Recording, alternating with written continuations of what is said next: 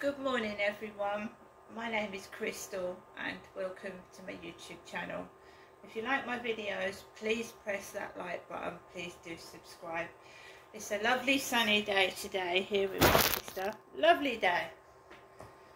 I can't go out, I can't go out and try and enjoy myself on my own because unfortunately there's one or more persons trying to make me upset.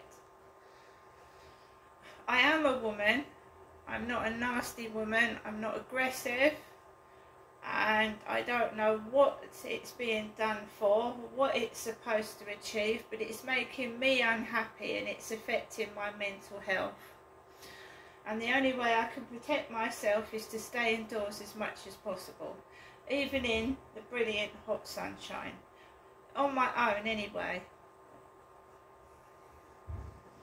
I end up stuck indoors with perverts asking me to take my clothes off, look at my boobs. So it's sexual bullying, that's exactly what it is.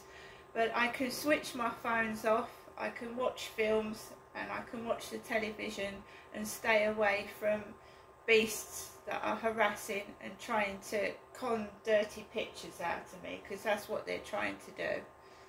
Why, I don't know. I'm an older woman, it's disgusting, it's stupid, and I literally now have to go out as quick as I can and come back. Alexa, what's the time please? The time is 11:07 a.m. Alexa, good morning.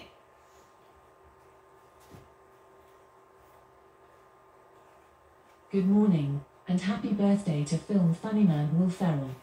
I hope he celebrates by reading many leather-bound books in his apartment that smells of rich mahogany. So, I'm going to let you listen to my mother, Jennifer's answer phone message, which she rang me 30 minutes ago. 30 minutes ago. For someone that has told you to get out of their flat, I don't know what she's ringing me for, to be honest. I don't want any more of the play acting. I don't want to go up there. I haven't been speaking to Sean. She doesn't need to give me a pen that's the same colour of my underwear. So, that's the end of that. Welcome to your EE voicemail. You have 2 new messages and 22 saved messages. First new message. Received yesterday at 8 p.m. Good evening. Good evening, Janessa. This is your mother. Your message will be saved for 7 days. Next new message. Received today at 10:37 a.m.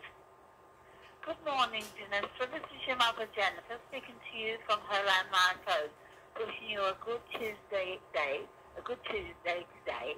Hope to you come up and see me sometime this week. Probably Thursday and Friday would be a good idea. And actually, Janessa, I hope you're okay. Thinking of you, and I'll give you another ring later on this morning or this afternoon. Okay, Janessa, have a lovely day. Thinking of you.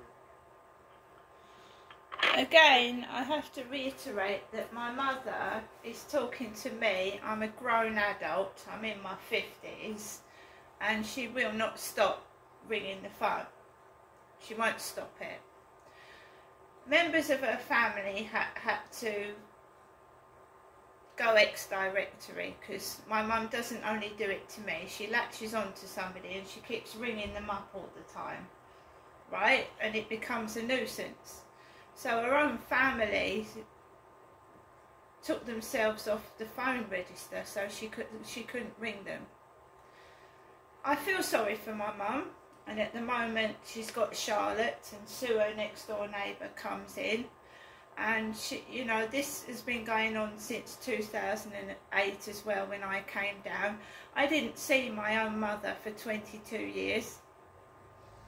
just once in that period of time when I came down and stayed with my parents for like a couple of days while my husband was at home.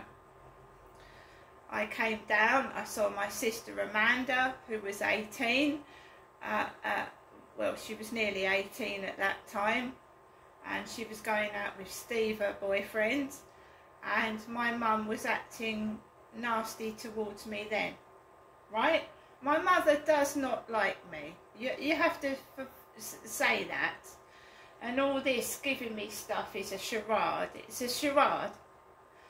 When I came down in the 90s to see my mother and my husband was at home, she had this intense hatred towards me, right? She just had this intense hatred that, you know, some parents do despise one of their children. I mean, you've heard of the child called It, Dave Peltzer in America, whose mother despised him, and she burnt him, and she put fairy liquid in his mouth to punish him, and she was nice to the other kids and subjected him to insane torture. Well, my mother, right, when I came down in the 90s, right, I came down to see my sister as well, my sister Amanda. And Amanda was the favourite of my mum and dad. She was their favourite. So when I came down in the 90s, Amanda, my sister, who I hadn't seen since she was 10, I was excited to see my sister, but I saw my sister very briefly, very fleeting moments when she was going off to see Steve, her boyfriend. And Amanda had started smoking. She was very much like my dad. She was a smoker. My sister smoked fags. I don't. So my sister smoked fags. She's very much like my dad. She had his temper and everything.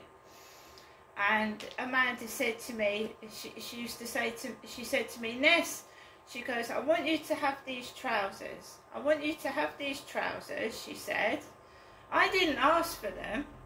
And I said, no, Amanda, I can't take those. They're your trousers, and I expect Mum's bought them for you. And she went, and she picked them up and she put them in my suitcase. She picked them up and put them in my suitcase. And Amanda was very nice to me. She missed me and everything, and she tried to give me stuff. So my mum comes bounding up the stairs, and she goes, she was smiling and that with my sister and looking at me. And then my mum said, she said, Amanda, what have you done with those trousers? My mum notices everything. Like, if one thing's gone missing, she notices it. And my mum said, Amanda, where's the trousers? Where's the trousers? And without asking my permission, my mum went down my suitcase, unzipped the suitcase and took those trousers out. No one was allowed to give me anything. Nothing. I remember being 12 years old, going to 7-year-olds' birthday parties. I was treated like, you know, some sort of slave. So I remember, I'm going to say this now because, I've got nothing to lose. I'm just letting everything out in the open. My sister had 2 friends when she was at school called Julie and Cheryl. And my granddad had wanted to give my sister a little birthday party. I'm up here, a couple of 7-year-olds, and I'm right up here. I'm a teenager, I've got breasts, I'm up here and all this. I don't want to go to a kid's birthday party, right? I want, this is why I am like I am, so if you can understand it. So my mum made me go to a children's birthday party. But 3 7-year-olds in the car, and my dad was driving us to my granddad's, and one of them went, "Oh, your sister's got big boobs. Look at your sister's boobies." I remember it distinctly, and I've always had this problem with my breast area. I used to cover it up. I used to cover it up with shirts and cardigans. Right? My mum and dad, they adored my sister. She could do nothing wrong, and bless her heart, it wasn't her fault, and I never blamed her for it. But they even allowed my sister to hit me. And it made my sister feel powerful. Powerful. To have that power over, you know, you can hit and abuse somebody and get away with it. Right? So that's what I'm saying. I've been treated like my parents' property, and I've had enough. Do you understand me? I've had enough. My dad's dead. He cannot control me anymore. Jennifer is my mother, and that's all she is my mother. She's not my agent. She's not in control of my finances, and she's not in control of me. Right?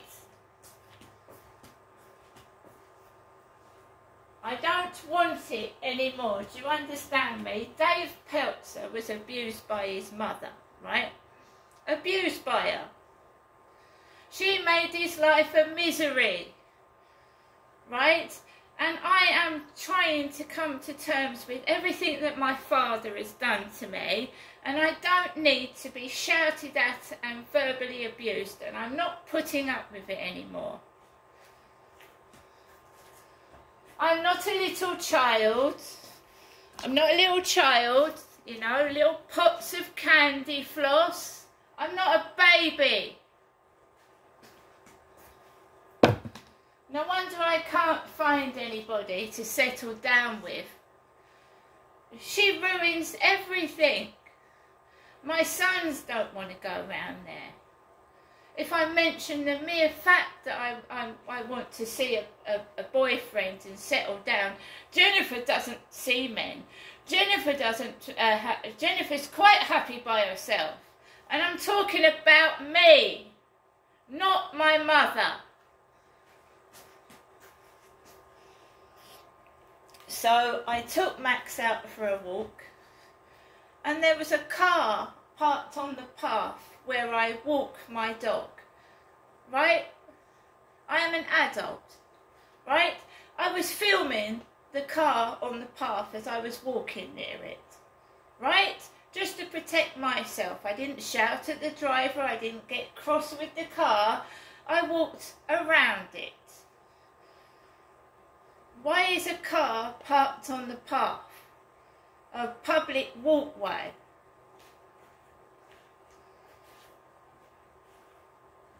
I'm not going to get cross, I'm not going to report it. I'll just get on with my business. Just leave me alone. All I've gone through, what I'm putting up with now, is stressing me out and causing me mental health issues. It's making me feel depressed and horrible. And I don't want to feel like that. See you later.